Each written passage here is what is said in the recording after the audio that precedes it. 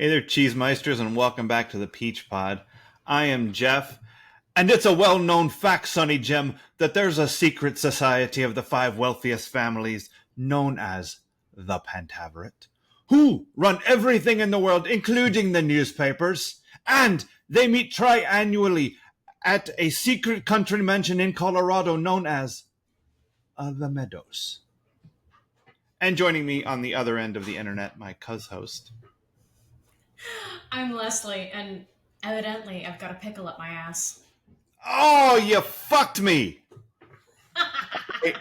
Because what I was gonna say is this week we are watching So I Married an Axe Murderer, the 1993 Apparently I Have a Pickle Up My Ass masterpiece. But you took it. So I'll go with the 1993 Show him the pictures where he shit his pants at Niagara Falls masterpiece. Written by Robbie Fox, directed by Tommy Schlamme of West Wing fame. Starring Mike Myers, Nancy Travis. I wrote Nancy Myers. Wrong person. Nancy Travis, Amanda Plummer, back again on the After Dark. Anthony LaPaglia, Alan Arkin, Phil Hartman, Stephen Wright, Charles Grodin, Michael Richards. This movie's loaded, top to bottom, with gloriousness. We are watching this in conjunction with Season 4, Episode 13, Emily, and our spelling connection is Debbie Mazar. She was in an episode of Seventh Heaven.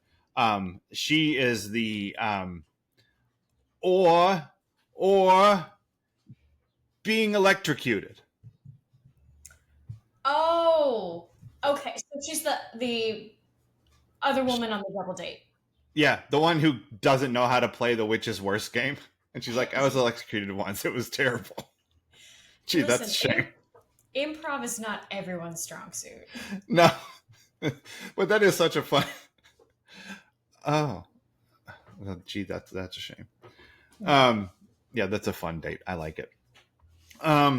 Okay, so about the movie...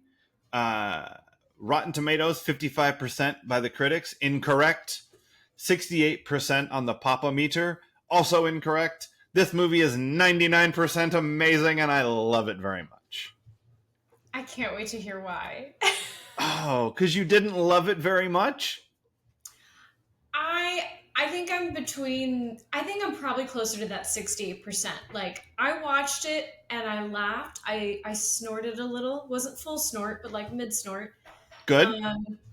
And, enjoyed ourselves, but I was like, I will probably only quote this with you. And even then, am I going to have to look up lines to quote? Like, this will not be Tombstone for me. That's okay. Not everything has to be everything to everybody. But I will say that this movie is so eminently quotable for me and has been since it came out. And it's one of those movies that gets funnier the more people you see it with, the more people you quote it with, the more people who will just shout, "Heed! Pants! No!" And like we'll go off on the full, I'm not kidding, that kid says like Sputnik, spherical but quite pointy in parts. I kind of feel that way about Napoleon Dynamite. Sure, no, 100%, in the same vein. That gets eminently more quotable to me all the time. Mm-hmm. This is the same kind of movie as that. Yeah. Where it just because the first time I watched Napoleon Dynamite, I went, what the fuck is this dumb movie? I know. I was like, why? I laughed a few times. Sure. But no, there are parts of Napoleon Dynamite that I laugh out loud when I just think of them. Yes. Like it's just like a little thing will pop in my head and that'll be it, and I'll just be giggling. I'm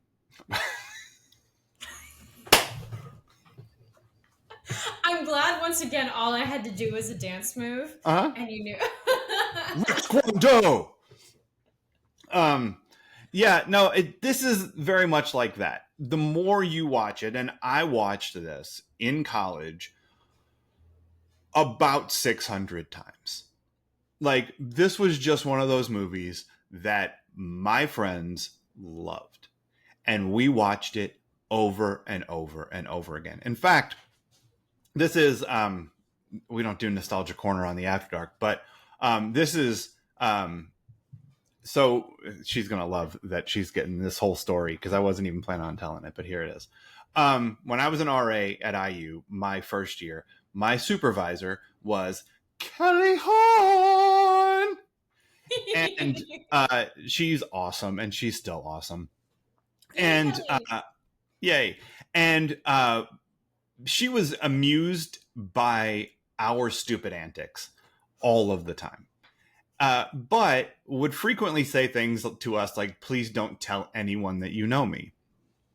And because we're embarrassing fools. And she's not wrong. So end of that year, she graduates, goes on to be a grown-up somewhere else, and left us back at IU. And when she told us she was going to come back for a visit, we said, oh, okay, we have to honor this activity of her return. Because when she would tell us, don't tell anybody that you know me, I would say, you know what I'm going to do? I'm going to get a t-shirt that says Kelly Horn's best friend, and I'm going to wear it around town so that everyone knows that you know me and you're not going to be able to get away. And so, we all had t-shirts made up that said Kelly Horn's best friend for her return to campus. And then we made a movie. We made a whole ass movie about how everything had gone terribly wrong since she had left. And it thank God she was coming back because it was going to save the world and make everything better. And it was low rent, cheeseball, silly. But we had so much fun making it. Like, I was making that the night Princess died. Oh my God. That's what we were doing. Yeah, I was walking down the hall after shooting something in somebody's dorm room, and somebody told me. I was like, well, that's different than what I was doing just now.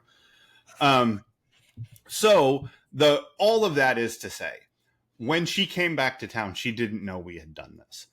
And so we invited her over to my dorm to watch Axe Murderer because we had seen it about 1 million times and it was a movie we all loved and watched together.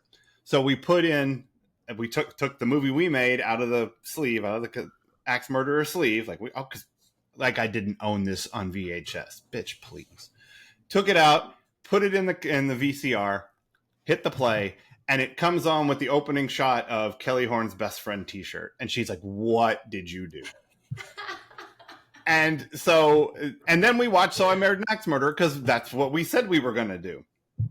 So that's awesome. That's how much we loved this movie, that we used it as a ruse to show Kelly Horn her Kelly Horn's best friend movie that we made. Yep. Wow. So shouts to Kelly Horn. She got married, has a different last name. I don't care. I'm not saying Kelly King, Kelly Horn. Sticking with it. Deal with it, Mr. King. That's right. So I love this movie. And I was excited to watch it again. I was excited to talk about it. But then I was like, I don't even know what to talk about because I love this movie, but it's not Citizen Kane. You know? No. It's not something that's like that supports a deep textual analysis of it. Mm-hmm. So I wasn't sure where to go with it, but then I started to write notes and I was like, oh, it turns out that I have a lot of things to talk about with this movie. I do too. Don't worry. Good. So let's start with you because if I go, I can just go.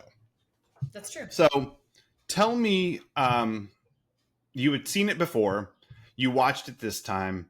Did you remember anything from it the first time? Or did anything come back? Because you're like, oh, I remember this part. Or like the relationship of which I was in when I first saw this, my brain has erased a lot of it. Okay. I remembered even less of this movie than I do of that relationship. Okay. Which is, again, odd. Mm-hmm.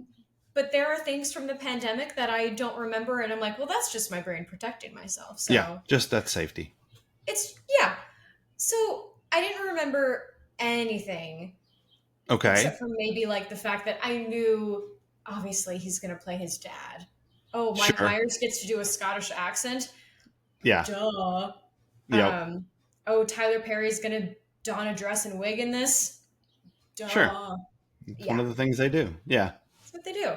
I did enjoy it. I didn't like it as much as you did, but I did enjoy it. And there were Okay. definitely things. Uh, there were definitely a lot of things that I wrote down, and definitely some things I think that would. So, I don't know if it's a theory that I have, more like something I've noticed in movies from that time that I think are worth Oh, okay. breaking down. I thought it was going to be something I've noticed about movies that you like No, because you are a freak. Um, no. so let me ask you this: since you didn't remember, um, did you did you figure out what was going on? Like who really was? Yeah, that like Yeah. oh, we're gonna spoil. So I married an axe murderer, everybody. Just FYI. Oh yeah. I'm sorry. You can't spoil anything over 21 years old. Hmm. Once it's legally able to drink, it is unspoilable. Anyway, I psycho begs to differ. fair enough. Fair Yeah, enough. And just also saying. that's not fair to people. That's not fair to people who are born later and Yeah, I just just want to, I the movie has a twist at the end, and it's not like the grandest thing or whatever, but the movie doesn't make any sense if there's no twist. So there has to be something. Um, I think I forget who called it first between Walter or myself. But I know one of us or both of us sort of, that thing sometimes like couple brain where yeah, like one of you has thought it and the other says it, and you're like, oh yeah, yeah, well, obviously I said it first, or we said it at the sure, same time. We're brilliant. of High course. five. So we did figure it out. I don't remember when. Not as soon as I figured out Psycho. Okay, Yeah, I want to say later, maybe like around when they were getting married. I went, oh, I think I know okay, what's happening. all right, cool. So that's one of the things that, like, one of the things I think is interesting about the movie, aside from the fact that I think it's very funny very frequently. Like Mhm. there's laughs a lot in this movie. Um, More probably for me than for you, but lots of laughs in this movie. Um, but it's not the same as any other movie I've seen. It's a rom-com noir. Yeah. Like you don't get that anywhere ever. So it's like a double tip of the hat. Like Mike Myers has always liked doing things that are referential to his childhood. Like Yeah. he's often said that like Wayne's World was who he was in high school, the people he knew in high school. Austin Powers is the movies he watched with his dad. Mm. Like these are all the things that he did were things that he was drawn to. So a romantic comedy and a suspense thriller this is a throwback to two of those things. I wouldn't be surprised to find out that Mike Myers enjoyed those kinds of films. Um, and the interesting thing to me, I think, is that if you ask me, and I am, but I'll ask you too, because this movie's three things, right? It's a rom com, it's a mystery, and it's a straight up comedy, right? Yes. It's a Yeah. movie with a bunch of jokes in it. Does it work as a rom com? No. No, because you don't buy their chemistry, or because as a structure it totally works as a rom-com. As a structure, yes. The fact that they don't kiss until an hour or so into it, or until they get married, that we don't see them kiss, and Uh-huh. we're sort of bleeding into intimacy stuff a little, but that's fine. Like I didn't buy the romance because of the chemistry. Really? See, I think that I kind of like the way they build their relationship. Okay. Like the their first interaction is strictly customer, butcher, Mhm. where he buys the haggis.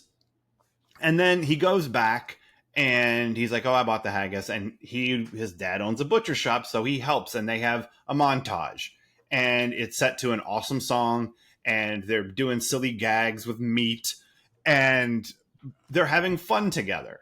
It's Yeah. gross, It's Mom, call the school nurse. Ow. Um, I mean, it's total silliness, and like she's grinding the sausage and making the faces, and it's all flirty and silly and meat gags. But at the end, you can tell they've had a fun day together, yeah. and then they don't even bother to develop the relationship. They just show you a montage of bits they did together Yeah. that they decided not to put in the movie because maybe they weren't that funny. But it works to build the relationship, and you see in the montage of all of the fun they have together that they are a couple, you know. Yeah. Again, it had all the things there, and yet when you say, like, I can't even call it a rom-com because it has the stuff, and yet I did not feel it for them. And I felt like even with the romantic element, it still didn't feel like the main drive for the film. It felt Oh, like it's they not. said, well, okay, great, because it didn't feel that way. And yet Yeah. you have married in the title. Mm-hmm. Those are your leads, you're following them. The plot is he thinks he's dating an axe murderer. Like, Yes. it's which, as I say that, the plot is he thinks he's dating an axe murderer. That does lean itself more to this is going to be closer to thriller, and Yeah. and maybe also comedy. Like, Yeah. It's an maybe, absurd premise, but yeah, it's like a film noir premise, and I guess maybe to if the romance had been stronger, it would have been distracting because then we would have wanted them or want him to not know, or I don't Right. understand. Well, there's a couple of things with it's not it's a rom-com because it's about them and their relationship, and they have the standard like miscommunication, breakup, get back together, overcome the Yeah. obstacles, smiling happy at the end, like all those things they have.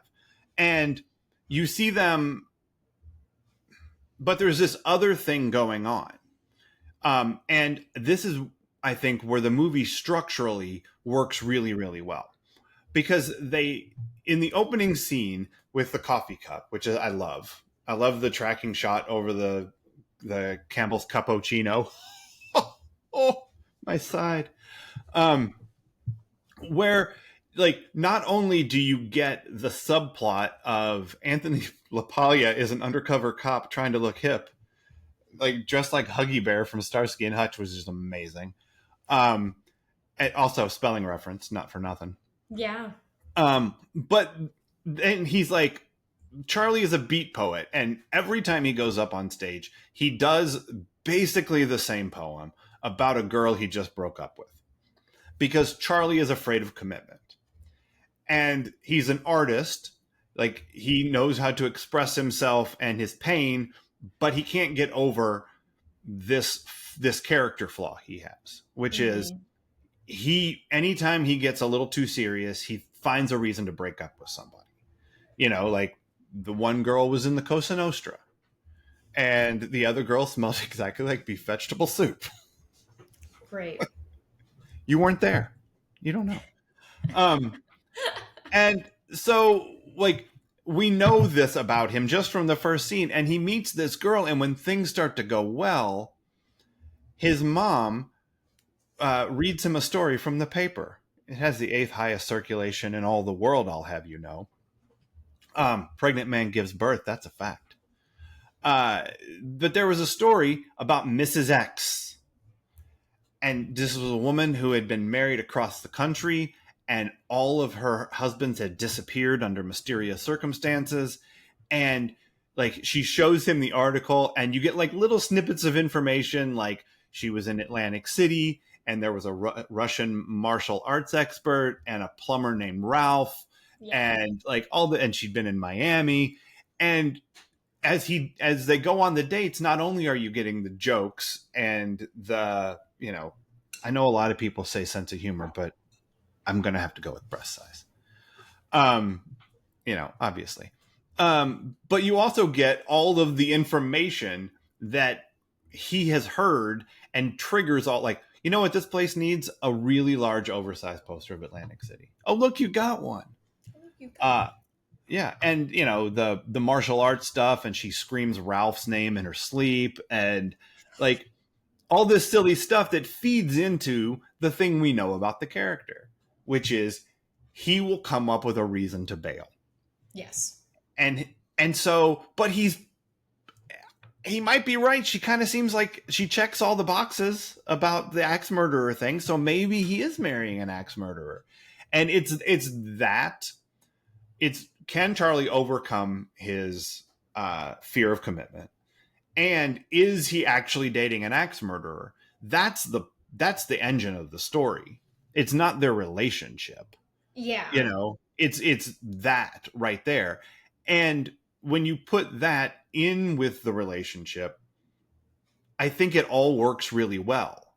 I think you use the relationship to tell the story of whether he can get over it. And then the other thing is, she acts real weird. Yes. Like, she's super commitment phobic, and you don't know why until the very end. But then when you find out that she just thinks that these guys have bailed on her. She has no idea that her sister has been murdering them. Oh yeah. You understand why she's nervous that he's going to leave. Okay, but for two people so afraid of commitment, they Uh-huh. sure get married fast. Yeah, because they're trying to get over it. And she gets married fast. She got married 5 times already. She can't be It's true. 27. You know what I mean? Like, she's not that old. So she's been, she falls in love quick, I think, is what we're supposed to take from her. So do I, but I've never been married. Well, and your sister's never murdered anyone, as far as we know. No, she's done more procreating than murdering. Oh, well, that's facts. 100% to that. So for you, it doesn't really work as a rom-com. For me, it does. I think it works as a rom-com. Okay. Does it work as a mystery? Not really. See, I think it does. But go ahead. Tell me why it doesn't. Shit all over the thing I love. Go ahead. I will not. No, I have no interest in that. I think all of these things exist in this movie. I just don't think. I think they could have pushed it further. To make Which part? The these- mystery? Did you want it darker? Did you want it like? Yeah, make fun of more film noir tropes if that's what you're doing. If there's a film noir aspect to it, then play more with lighting and with music and with over dramatic. Like, you could easily have a scene where he's asking questions and she's answering strangely, and you have the growing music and the lights kind of zoning, like heightening, and then all of a sudden she answers something perfectly normal, and it's like, oh wait, yeah, this is real life. No one is an axe murderer. But I think if you do that, the comedic bits don't work. Like, I think the comedic bits would work. I don't think that heed pants no in the middle of a movie where there's deep, swelling, dramatic music in the other half of it. I think tonally that's a mess. I think it's real hard to do that. So they set it to 90s pop music, like pop and rock music. And so there's a bounce to all of it, Yeah, I don't think the comedy pieces work if you do that. I guess this is where I would need to see it, because I really feel like they could have gone a little further, but that's okay. I can be wrong, because I mean, people who've made shit and I haven't. Well, no, we're making shit right now. We're talking about shit. But I think this movie has a balancing act to do, and for me it does it quite well. And the reason I think it works the most well is because it works as a comedy. Yes. Because there are jokes in this movie. There are characters. There are Bits. lots of bits. Coit Tower, San Andreas Fault. I have an ear thing. There's an episode of Night Gallery. There's an earwig, and they said we got it. But the good news, the bad news is it was female. Just and the he's doing the thigh master, and it flies across the like. There's just fucking gags in this movie. His pants falling down. Yeah, I'm naked, aren't I? Oh yeah. Well, he had two moments. There was one he had dropped his pants and then sees the sister. Oh, when he chases her up the stairs with his pants down. Never mind that. Okay, and then he and then he hugs Ralph. And then he's like, "I'm naked, aren't I?" Apparently, Mike Myers loved his own butt and just really liked to show it off. So, like, if you watch these, he's just assless in movies a bunch in the 90s. Wow. Yeah. One of the things I think is so good about it as a comedy is that it gives some of the best jokes to the side characters. Yeah. Like the whole, like, I can't believe that I said, "How did you like Vicky?" And you were like, "What are you talking about?" Like, that Vicky made no impression on you is insane to me. Yeah, I think this movie was too subtle for me, which is crazy. Vicky's not subtle. Now, this is something the other prison guards won't tell you. In this wing, that part, no, but that come on. My name is John Johnson, but everyone here calls me Vicky.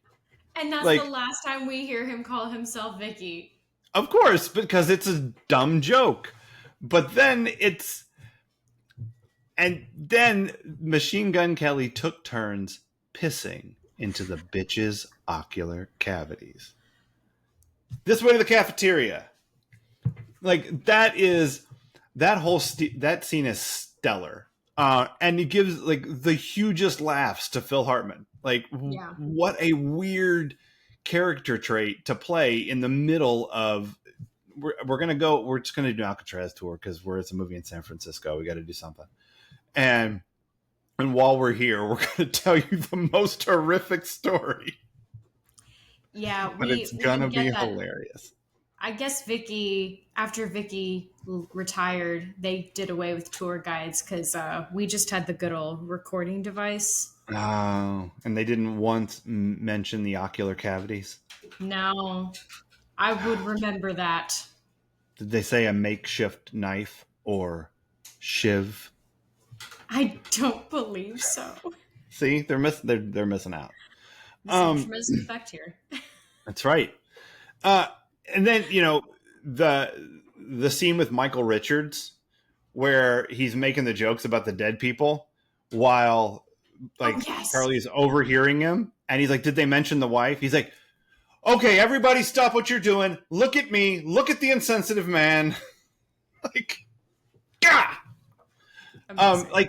It's just, it's a 6-line performance and it's hysterical. He's really funny. And then he gives all this great shit to himself as his dad. Yep. Because when you watch this movie, the first thing you come away with is his dad's funny as fuck. Like, all of that stuff is so funny. Yeah. And it's his own dad, but the Pentaveret thing and he'd, and like just he'll be crying himself to sleep tonight on his huge pillow. Like, that joke kills me. Like, just that his pillow is also big. Come on. That's wonderful. And then, all the stuff he shouts when she comes to visit and the Piper solo. "If you want my body, I think I'm sexy. Oh, we have a Piper down. We have a Piper who's down." like that kind of zaniness not going in the main character's mouth, but like these ancillary side characters, while the main character stands over here and worries about shit. It's generous. It is, but if you don't do that, I don't think it works all that well. Like it balances all this stuff. It takes the Yeah. jokes and spreads them everywhere, and then it has Stephen Wright flying the airplane, which like the deadpan droll at like making Anthony LaPaglia like physically ill, when he like falls asleep, scares the shit out of him. I don't know this actor, but I know the part you're talking about. Oh, Stephen Wright's a comedian, and I don't know he's this very movie. famous for like these one-line jokes that are very dry, super droll, and that delivery is so flat and even, and he's amazing. So it's great that they put him in here. Um, but I think my favorite line in the whole movie goes to Charles Grodin Okay.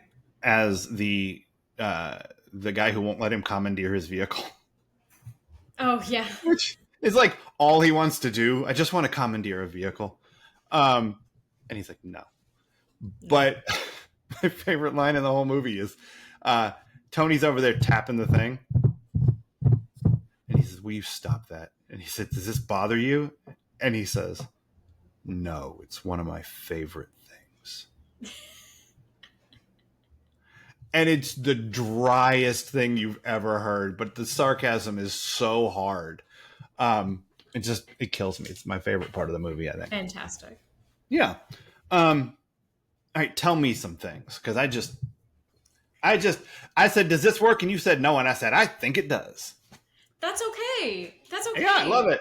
Because here's the thing, I'm also not here to crap on the movie. Like, Of if course. anything, there were just funny things that I noted in it that have no bearing on whether or not it's good. Like, Sure. listen, did the making of the cappuccino in the beginning kind of get my goat as a barista?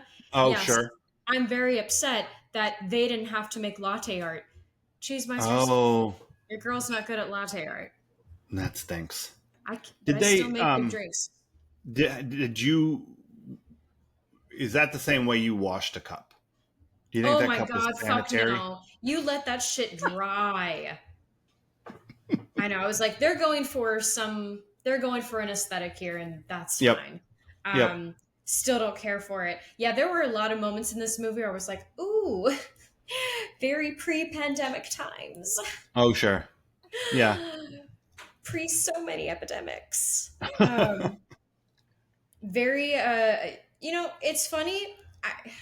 I get why people just throw New York accents in there. There's something that's funny when you hear someone drop the and Right. Sure. they just start yelling for no reason. Like, Right. there's something funny about that. And it's even funnier when, for some reason, your San Franciscan characters are sounding like they're from New York. Charlie! Sure. Right. Charlie! Well, or from Scotland. May, shut it. The Scotland makes more sense to me than the New York. Yeah. Except that, like, Tony wants to be a TV cop. So, like, maybe it makes sense in his little world that he talks like that. And, and Alan Arkin he's trying so hard to be the kind of boss that Tony wants that, maybe he's putting on the accent. Maybe.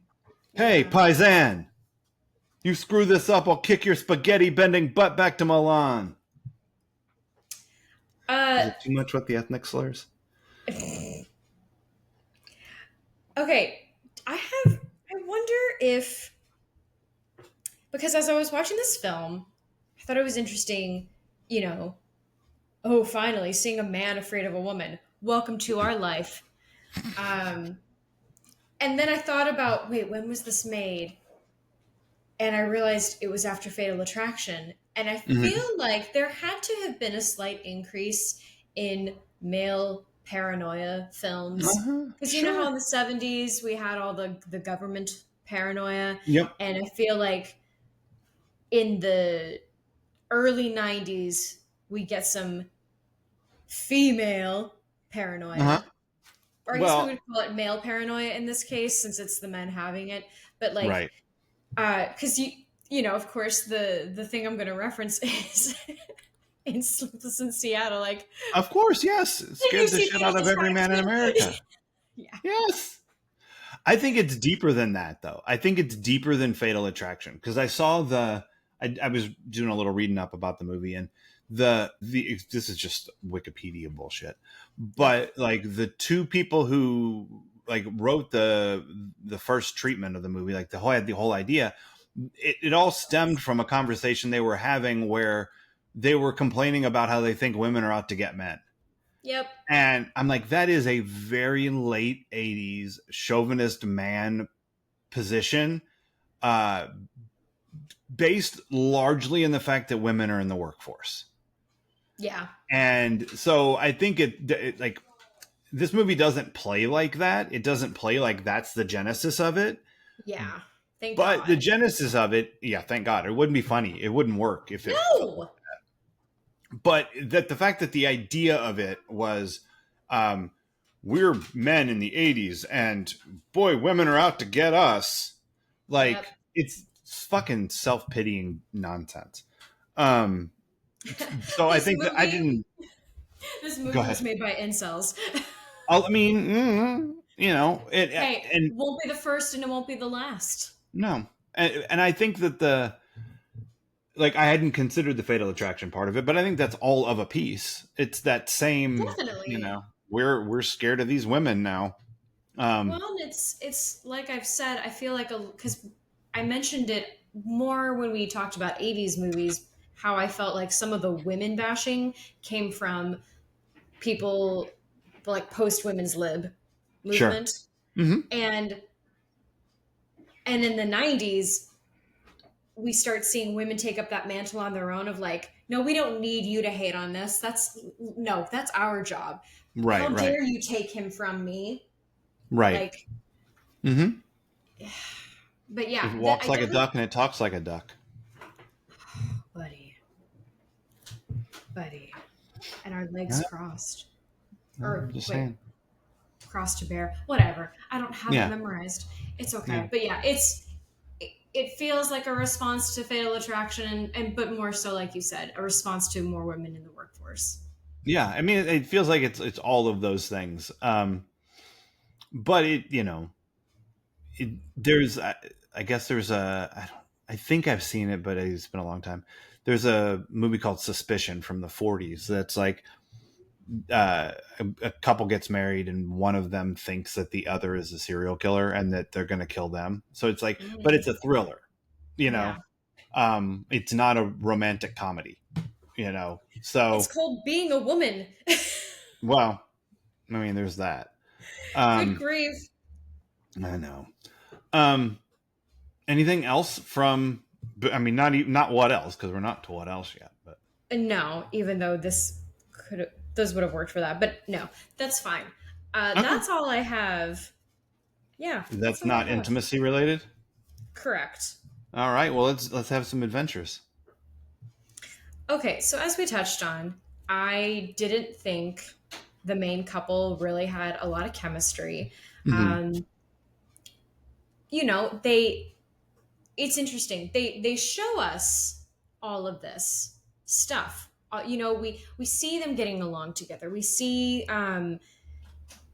like them flirt and make the moves. Like he goes upstairs after her, drops his pants, Hmm. you know, and goes up a very like I mean again because the way they have the stairwell set up, like you can't tell if he's like wearing anything or nothing at all. Like, you know, Right. it's very clever. So Hmm. no one is actually exposed. But you know, you see the montages, but again, you don't see them kiss until they get married, and I thought Hmm. that was interesting. Yeah. Like, and I really don't feel like these were actors who didn't like each other or anything. I No. have no idea, but they don't seem, this doesn't seem like that kind of film where, Right. oh, these actors really hated each other, but they were, because usually it ends up being the people. No, I'm not going to promote that. I have no idea what it usually is, but they want to make it seem like it's usually Hmm. the hottest stuff on Sure. screen is the people hating each other the most, and that's not true. Right. Um, but yeah, I didn't buy the couple. I'll just stand by it. They showed me, they motivated me, they tried to tell me why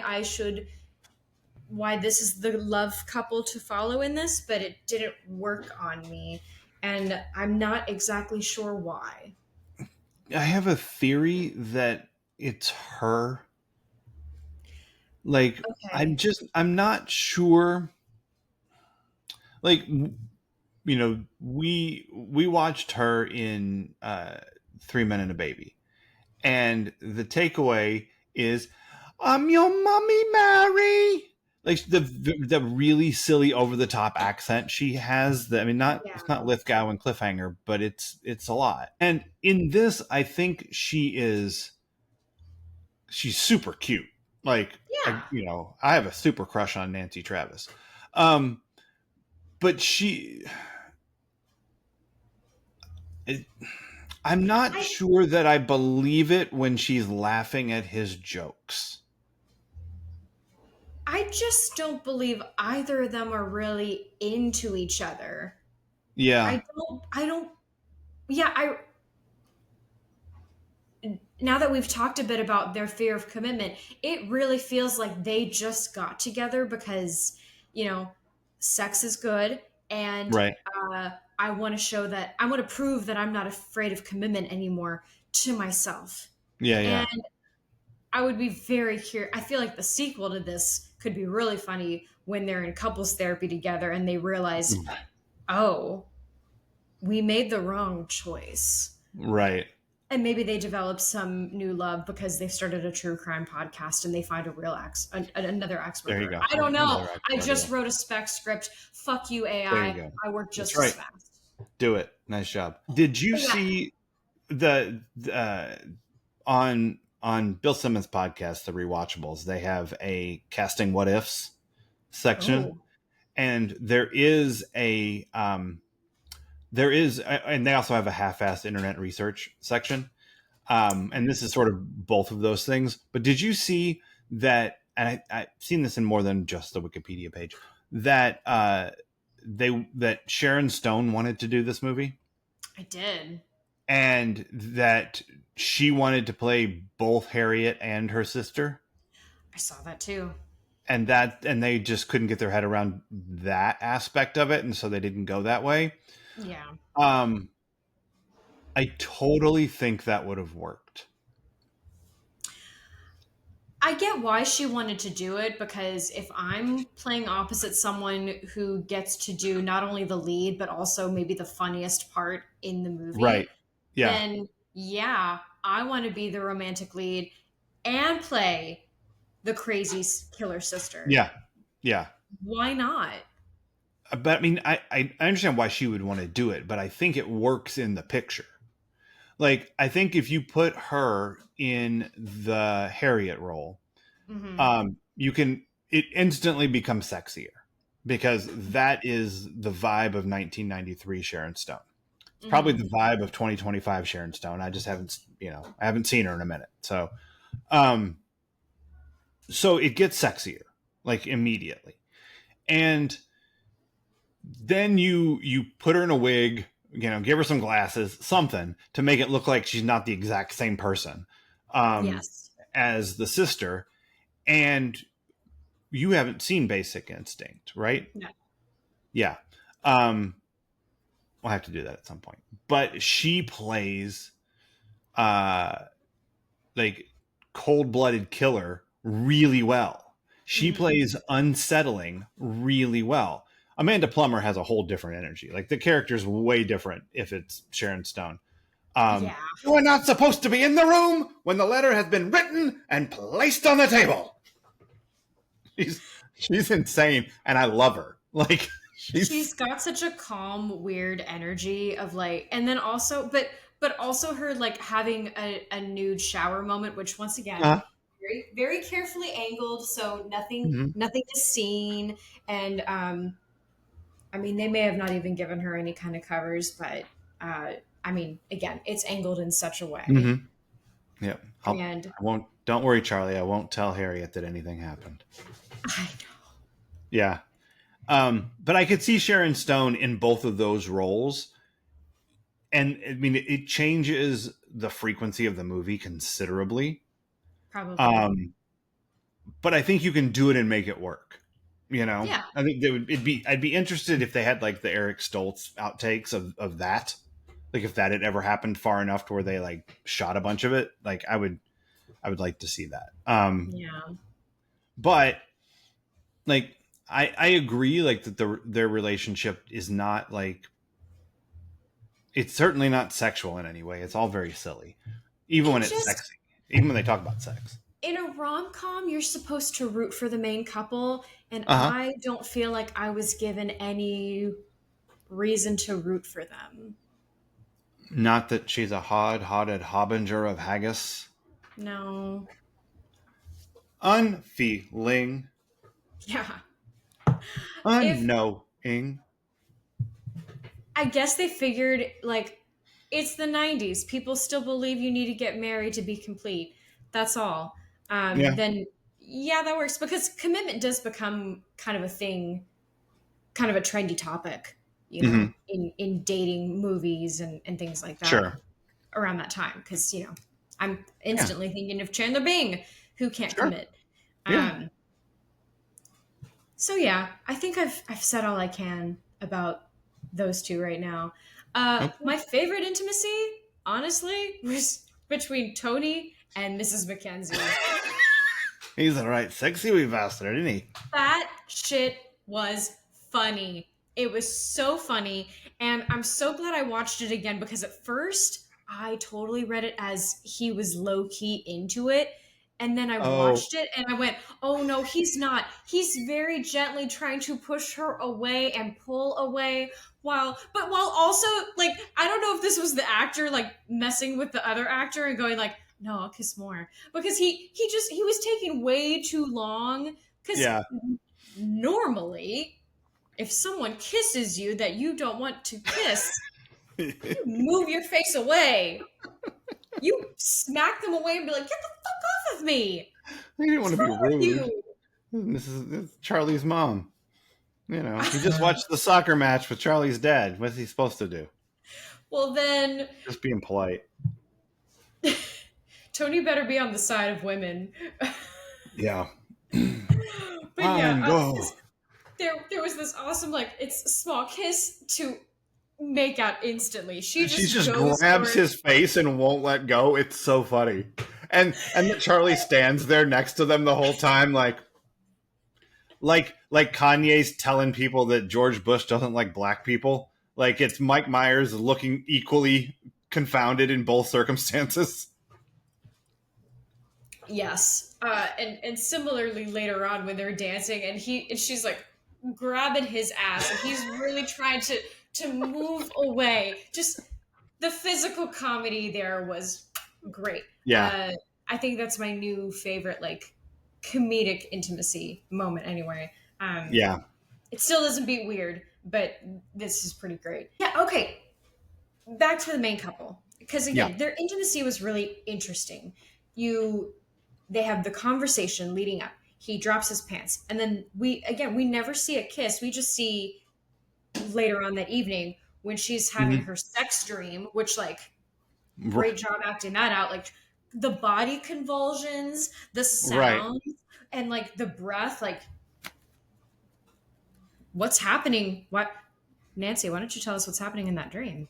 She's your friend, Ralph. She's your Ralph.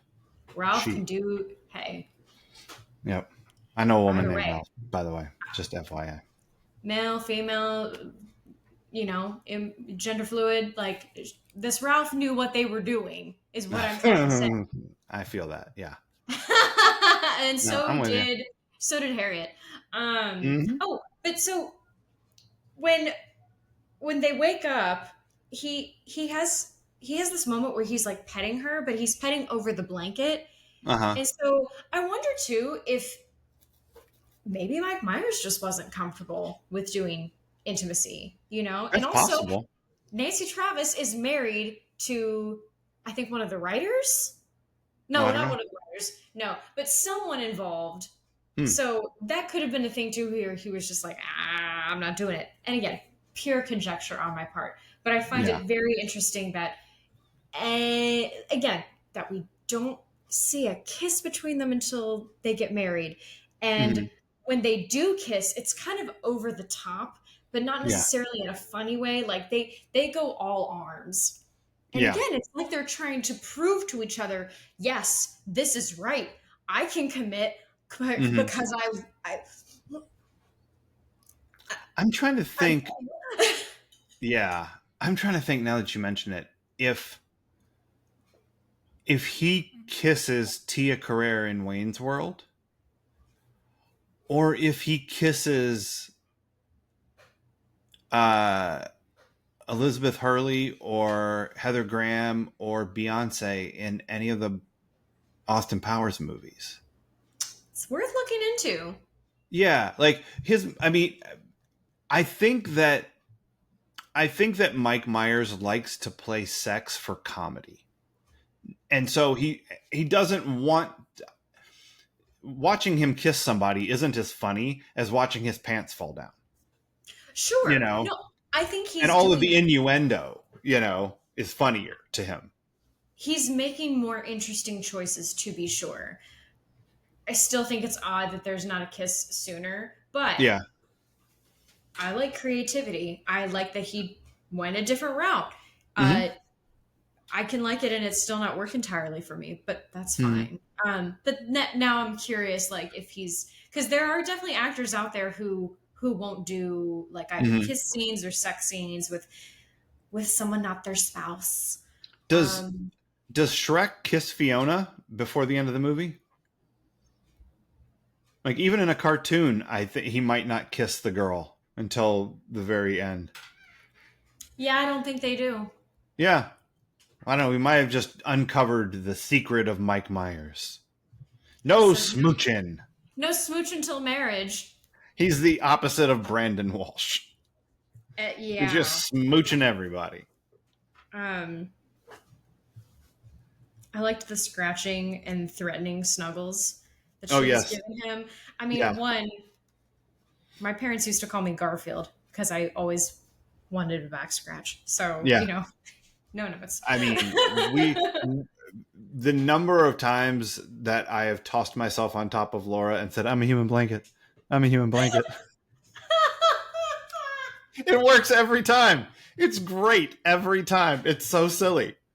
Yeah, I don't even say anything. I will just nudge over and preen a little, There you like, go. this is my back. That's right. You can That is scratch it. your hand. It's Andrea's fault. Yeah, yeah. It's I think he likes to play the sex for the comedy because it's way funnier. Like I think him delivering, um, like the I would have to go with breast size, like yeah, no, that was that, great. and then the speech about like, and this is the part I jump into too fast, you know, and Yeah, it feels like I want to spend the night together. I have no problem with that. Like yeah. it's funnier for him to do all of the other parts, but doing the actual kiss and the actual sex scene is boring compared to all the other stuff, Sure. you know. Sure. I think there are comedies down the road that show that you can still continue the humor in the Oh, room. sure, 100%. Um, You can definitely do it. yeah, you can definitely do it. But again, let's see what else was gonna. Yeah, I'm just gonna keep reiterating. So yeah, you're right. But you're right and I'm right. That's what I'm coming to I here. think so. Yeah. No, I mean it is. I didn't notice that they don't kiss. But you're 100% right. Like it's not there. Um, I I just just I hadn't seen something like that in a while. yeah. And I mean, granted, Season one I'm of also Dawson's Creek where they don't kiss for so long. for the whole Um, fucking season. well, that was. part of Dawson's thing, though. It's not about Yeah. sex, it's about everything else, even Right. though everyone totally ends up having sex. That's right. That's neither Dawson here is nor there. Charlie. If Dawson could do beat poetry, he might be the No, perfect man. he sings the blues. Well, Dawson sings the blues. My name That's is right. Dawson Leary. I'm Oh feeling Lord. kind of weary. Oh God. That's as bad as I would have imagined. And I saw it. I just don't He remember. I was think drunk. I've blocked it out. Yeah. Oh man, It's that's just fine. now I want to watch Dawson's Creek, which, by the way, is back on a streaming service. So, Cheesemeisters, we did it. Good job. I don't know Congratulations, how long it's everybody. gone. Yeah, I found in my notes. I wrote down an hour and 4 minutes. They finally kiss. Wow. Well, Big sweeping arms around each other kiss, which, again, playing up the comedy in a different way, because I feel like too often people go with the wild tongue lashings, right. a The la full Wet Hot Tory. American Summer. Oh Right. no! Oh, you. Oh Oh, yeah. You haven't seen her kiss someone who's not David yet. Watch out. no! Oh Oh, yeah. She leads with the tongue. It's it's bothersome. no! It's not great. I'm sad now. Uh Well, huh. Sorry. that's all I have there. Because other Okay. stuff we sort of mentioned interspersed earlier. Mm-hmm. All right. Well, let's sit down in the coffee shop, listen to a beat poet, and hear about Needle Drop Forest. Uh, I love the soundtrack. It's a good one. It's just it has probably 7 to 10 really good songs on it. Like it's got two versions of the same song because There She Yes. Goes, that's over the opening credits. They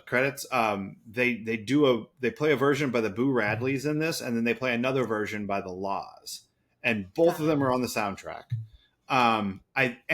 There She Goes is kind of a perfect pop song. Like Yeah. it's really good. Um, and then you've got the whole Rod Stewart love, in my eyes, and I mean this is how we taught Liam to spell Saturday. I love Like, that song, and also that's yeah, fantastic. nay, turn off the bass at here, rollers. And then like the meat scene where they play Rush by Big Audio Dynamite. That song is so fun. Like there's so many songs on here that I would listen to completely divorced from this movie, but then you put them in the movie and it's like perfect choice Yeah. there. Um, we've already talked about the Piper solo of Do You Think I'm Sexy? Yeah. But it also has, I think, my favorite Toad the Wet Sprocket song. Which is it's a song called Brother, and it's playing when they're driving up to their honeymoon. Oh, okay. And it wasn't on one of their early albums. It was like on this soundtrack, and then it was on like a greatest hits compilation kind of thing. Okay. And back when you couldn't just buy one song, it was really hard to like love a song that was like on a movie soundtrack or something that like you have to go buy the stupid movie soundtrack. Talked about that with Cruel Intentions. Yeah, and yeah, that counting. Well, and Rounders, the fact that you couldn't hear that song anywhere because of the soundtrack idea. Oh Um, yeah. but Brother is such a good song, one of my favorites by Toad. But we have yet to get to the oh so important "Do you know the lyrics to Only You" part of our relationship. How do you feel about Only You and the Platters?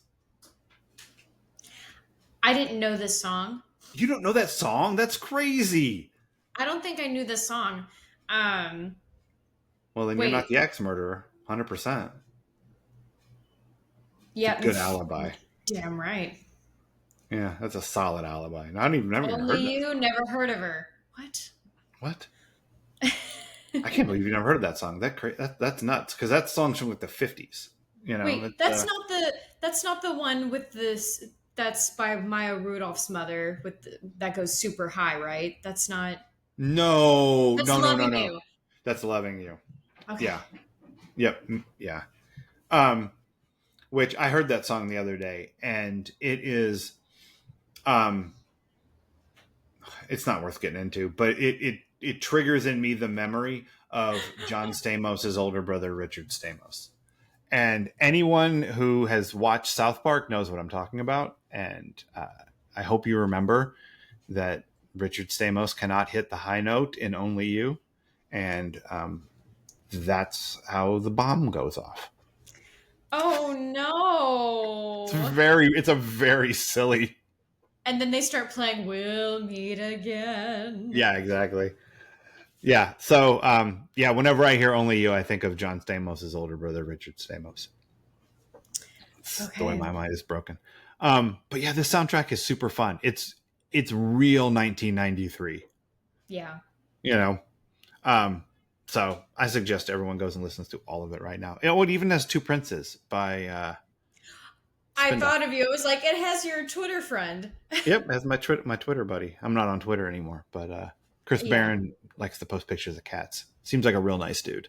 Really likes posting pictures of cats. I should find him on Blue Sky. I'm not sure if he's on. I think he's on Threads. I'm not sure if he's on Blue Sky. I'm not sure, but I've seen him pop up on Threads a couple times. But yeah, he's out there probably posting pictures of cats every Catterday.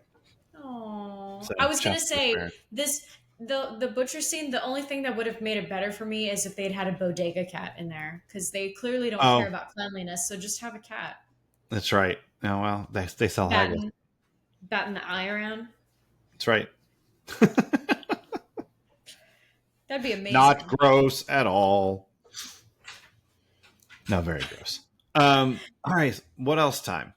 Is this anyone's defining role?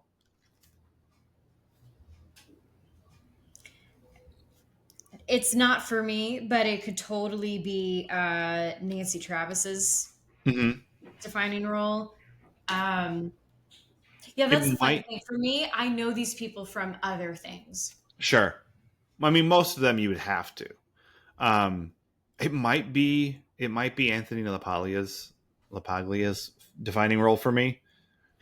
Him dressed as Huggy Bear from Starsky and Hutch just kills me. The fact that he ends up being on a cop drama is perfect. Yeah. Because Without a Trace is one of those mystery shows my dad and I watch together. Mm-hmm. But if I watch it, I would think of him as a circa 1970s pimp. Of course. And trying to commandeer a vehicle. But no, I mean, Alan Arkin is definitely not this. He's Alan Arkin. He's Grandpa from Little Miss Sunshine. Yeah, that's right. Every day's the goddamn chicken. My God. Holy God Almighty. I fucked a lot of women, kid. I have no reason to lie to you. Not one. A lot of women. Yeah, Alan Arkin is awesome. It's definitely not Mike Myers. It could be Nancy Travis, but she's also Mary's mummy. To me.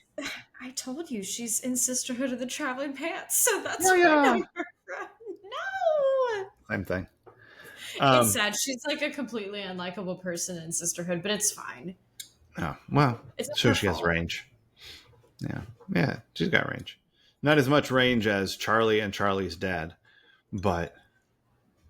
or as much range as Heat. Or as much range as Amanda Plummer. She's awesome. She really is. Yeah. It's wild the things she shows up in. I'm I never expect her. Yeah. Yep. And she's delightful in this. She's so when she pours him the Fruit Loops. We didn't have those other things. So great. Applejack's a great deal. We got him. Oh, we got him. Do you? Great. Yeah. It's such an awkward scene. It's so funny. Yeah, I like it. My what else is the whole cop show subplot. I just love the whole thing that he's dressed like Huggy Bear. And he's sad at work because his boss isn't mean enough to him. And he just has to do paperwork. and he's never gotten to hold on to that part of the helicopter. You know that part of the helicopter? Never once gotten to commandeer a vehicle. Like he wants to be a TV cop or a movie. He wants to be Serpico. He doesn't want to be Fish from Barney Miller. Yeah. Um, and then later is, the chief comes in and screams at him the way he wants him to, and he's like, "Was that good? It felt like I was maybe a little over the top." He's like, "No, that was great. It's so much better." Like the idea that he's been workshopping it Yeah. is so wonderful to me. They handled it beautifully. Yeah. And then he goes out into the world to cop, and he keeps being denied the things that he wants to. Like, he can't commandeer the vehicle. He has to ride there and tap his fingers. Yes. It's just like most of the time when you get like your third or fourth character on the call sheet, that character doesn't get like a whole lot to do sometimes. They're just like best friend, But this guy has a whole world he's living in, and we get to see the whole thing. It's great. And it's super fucking silly. Yep. Yeah, I think for me, the what else? Oh my God, and I just lost it. Oh my God. Oh, San Francisco. Yeah. San Francisco. Beautiful. Home of Emily Valentine. Yeah. And, my little unexpected nostalgia corner for this, because we went there last year and did end up going to Alcatraz. And you can't help it. Well, like when in Rome, we hate to do the cliche stuff, but also it is cool. It is like a very neat place to go visit, which is a weird thing to say about a prison. But hey, learning is learning. But go visit other parts of San Francisco, people. You can see some sea lions. Sure. Emily knows all about them.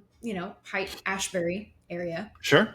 Because we saw Janis Joplin's house and Jimi Hendrix's house. Yep. Bless you. Bless you. It's fine if it got caught. Oh no, they know you exist, Walter. Uh-oh. Oh, I thought it was the dog that sneezed. Oh, that would have been adorable. I thought it was an Ember sneeze. Oh, okay. No. I mean, they're both cute. Anyway, yeah. They're both cute. Yeah, no, I mean, I like that this movie is set in San Francisco. It's like, it gives it and I've never been to San Francisco, and I'm certain that San Francisco 2025 does not resemble in any way San Francisco 1993. The size of her space. It used to be affordable to live there. No, I know. A lot of things used to be affordable, Jeff. Most people my age used to have a house. Yeah, no, I feel it. And then the government got us to eat avocados, and now we can't have houses. I think it's the toast that's the problem. Dude, quit eating so much toast. You can eat avocados all day long. It's a good fat. They're both delicious. Eat your avocado toast, millennials. Get your potassium. That's right. But also find ways to not use so much water to make it. Okay, done PSA. There you go. This is the coffee shop vibe that Brenda wished she'd run away to. Yes. Like, I would spend so much time in that coffee shop in the 90s. Like, maybe that's part of the reason why this movie feels so right to me, is that I wasn't doing beat poetry, but a lot of time spent in coffee shops. It was, I mean, hell, today, a lot of time spent in coffee shops. We go to a different coffee shop every week. They're the best. Yeah, it's one of the things we love to do. So I'm a coffee shop Few person. dates were in coffee shops. Of course. It's the way to do it. But I loved this coffee shop. Like, I would, if I went there now, I would want to hang out for a couple hours. Even if you knew how they wash their mugs? That stuff. Maybe I'd get it to go. But I love those. I love to, in a coffee shop, to get a real mug. Yes. I much prefer that to a to-go cup. Yes. Unless I'm to-going. But yeah, no, a big cappuccino, that's what you want. That's wonderful. That whole vibe is I all of it. thought I ordered the large. Oh, oh, aidez-moi. Oh, my side. Um, yeah, it's very silly. Um, how do you feel about beat poems? I'm fine with it. Mikey the motorcyclist is running away from it. Vroom. Yeah. How do Anything. you feel specifically about beat poets that reference Saturday morning cartoons? You know what? I think I like that the most. Yeah, I don't know. Beat poetry is so strange because it feels like there is a specificity to the non-specific nature of it. yeah, yeah, Yeah, yeah. it feels very made up. Oh, 100%. Yeah. But as you can see, there's a structure. You do the woman, woman, woman part, and then you do the slideshow part where you talk about the girl that you just broke up with, and then you do the slideshow part that's about Hanna Barbera, Josie and those hot pussy cats. They make me horny Saturday morning. Um, and then you pick the candle up and you do the Jane, get me off this crazy thing called love. Man, I forgot I wanted to do that at the end of this. Fuck. Uh, sorry. No, Um, it's my fault. I didn't remember to grab my candle. Jane, get me off this crazy thing called love that is such a perfect Gen X joke because it's we all watch the Jetsons and but then to take it and make it a serious sad moment of poetry is so silly and um it's perfect. I love it. Yeah, I And liked it. yeah, and that's what this movie is. I love it and you like it okay kinda. Yeah, Yeah. exactly. What is this the EST of for you? This is the most platonic relationship I have seen on film. Okay. All right. For me, this is the Weekly World News Garth Brooks Juice Dietist movie of all time. Oh my. I juice everything now.